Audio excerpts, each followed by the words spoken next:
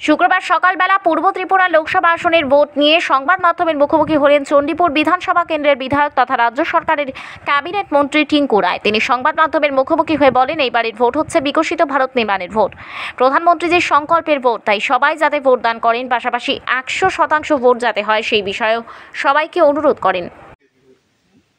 আর দেখুন, এবারের ভোট হচ্ছে বিকশিত ভারত নির্মাণের ভোট, প্রধানমন্ত্রীজির সংকল্পের ভোট। 140 কোটি মানুষের যে প্রত্যাশা আকাঙ্ক্ষা ভারত বিকশিত ভারত নির্মাণ হোক, তার জন্য ভোট। আমরা কবি অতুল প্রসাদ সেন বলেছিলেন যে ভারত জগৎ সভায় শ্রেষ্ঠ আসন, তার ভোট।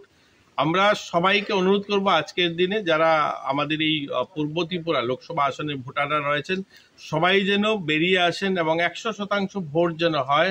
আমরা সবাই চাই যে ভারত 100 বছর পূর্তিতে ভারতকে বিকশিত ভারত নির্মাণ হোক, তার জন্য সবাই যেন ভোট প্রদান করে।